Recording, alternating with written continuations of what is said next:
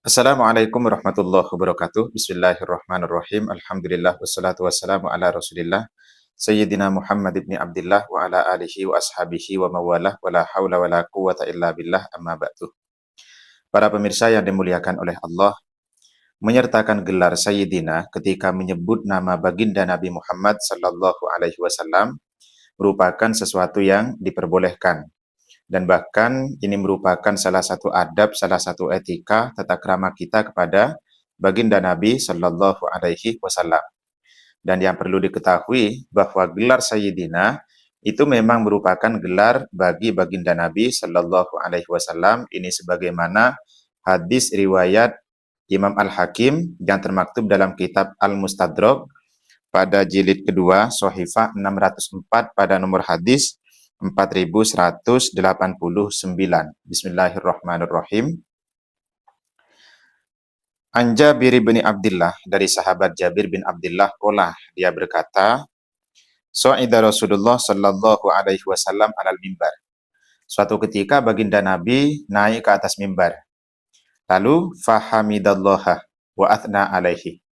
Baginda Nabi memuji Allah Subhanahu wa taala, mengucapkan alhamdulillah, ataupun kalimat yang sama dengan kalimat alhamdulillah. Intinya adalah memuji Allah Subhanahu wa taala. Wa athna alaihi, baginda Nabi juga menyanjung Allah Subhanahu wa taala. Tsumma qala, lalu baginda Nabi bertanya kepada para sahabatnya, "Man ana? Siapa saya?" Lalu para sahabat menjawab, "Qulna," kami semua menjawab, "Rasulullah, engkau adalah utusan Allah." Setelah mendengar jawaban itu, baginda Nabi memberikan tanggapan, memberikan respon, qolah, na'am, benar. Walakin man ana, tetapi saya ini siapa? Nah, ini adalah pertanyaan kedua dari baginda Nabi. Lalu para sahabat menjawab, anta Muhammad ibn Abdullah ibn Abdul Muttalib bin Hashim bin Abdi Manaf. Kata para sahabat, engkau adalah Muhammad bin Abdullah bin Abdul Muttalib bin Hashim bin Abdi Manaf. Setelah mendengar jawaban itu, lalu baginda Nabi bersabda, qala ana sayyidu waladi Adam wala fakhra. Saya adalah pimpinan umat manusia, pimpinan keturunan Nabi Adam, wala fakhra, dan saya tidak sombong. Hadza haditsun shahihul isnad walam yukharrijahu. Hadis ini sanadnya adalah sahih walaupun tidak diriwayatkan oleh Bukhari dan Muslim. Nah, teman-teman, dari sini bisa kita menarik satu kesimpulan bahwa gelar Sayyidina itu merupakan gelar bagi beliau. Sehingga ketika kita menyebutkan gelar Sayyidina ketika kita menyebut nama baginda Nabi Sallallahu Alaihi Wasallam, ya kita berarti menyertakan gelar yang memang itu milik beliau. Sehingga ketika kita melafalkan Allahumma sholli ala Sayyidina Muhammad ataupun kalimat-kalimat yang lain, maka itu merupakan sesuatu yang diperbolehkan, dan bahkan ini mengandung ikhbar, kita memberitakan, kita menegaskan kepada siapapun bahwa baginda Nabi Muhammad sallallahu alaihi wasallam itu merupakan pimpinan para nabi ataupun merupakan pimpinan umat manusia. Jadi ini bukan gelar yang tidak fakta ya, bukan gelar fiktif, tapi memang gelar sesungguhnya bagi baginda Nabi Sallallahu Alaihi Wasallam. Kemudian kalau misalkan kita di dalam sholat, seumpama kita membaca syahadat pada saat tahiyat akhir, Asyhadu an la ilaha illallah wa asyhadu anna sayyidana Muhammadar Rasulullah, apakah itu diperbolehkan membatalkan sholat ataukah tidak? Atau ketika membaca sholawat Allahumma sholli ala Muhammad atau Allahumma sholli ala Sayyidina Muhammad. Nah, untuk menjawab ini saya membawa kitab Hasyiatul Bajuri pada jilid 1 Sohifah 156. Redaksinya, Bismillahirrahmanirrahim. Wal khamisa asyarah as-salat. Bismillahirrahmanirrahim. Asyhadu an la ilaha illallah wa asyhadu anna Muhammadar Rasulullah.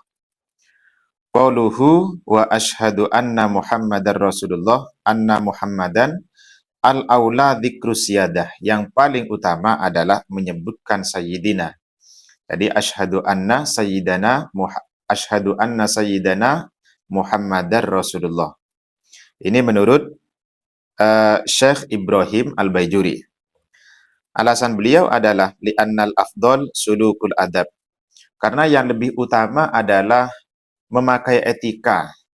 Yang lebih utama adalah menggunakan etika. Jadi termasuk dari penggunaan etika itu ketika menyebutkan nama baginda Nabi, maka dianjurkan ataupun lebih utama menyertakan gelarnya. Khilafan liman qolah al-aula tarkus siyadah. Ini berbeda dengan pendapat ulama yang menyatakan lebih baik untuk meninggalkan ataupun tidak menyebutkan gelar sayyidana. Alasannya yang tarkus siyadah adalah iktisoron alal warid. Cukup kita mengamalkan hadis yang warid itu, mengamalkan bacaan-bacaan yang memang sudah warid datang dari baginda Nabi Shallallahu Alaihi Wasallam. Namun wal mu'tamad, menurut pendapat yang bisa dijadikan pijakan ataupun pendapat yang mu'tamad adalah al-awwaluh, yaitu yang pertama yang menggunakan gelar sayyidina. Jadi dalam hal ini para ulama berbeda pendapat, teman-teman.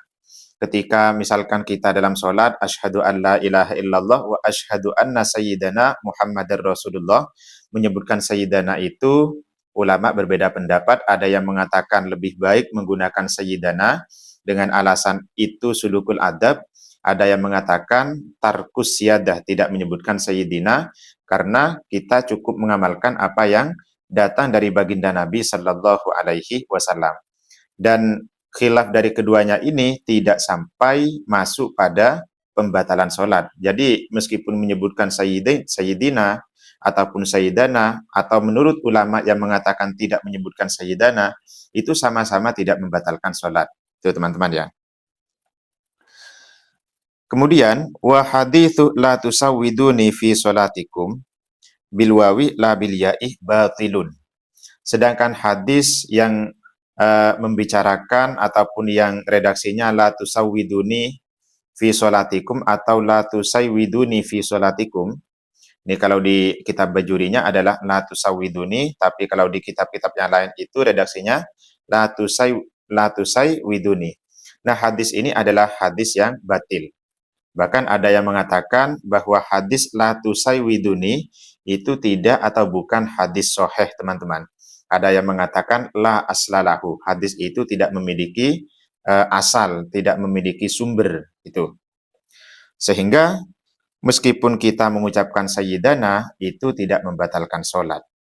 Itu teman-teman ya, mudah-mudahan ini memberikan wawasan kepada kita. Assalamualaikum warahmatullahi wabarakatuh.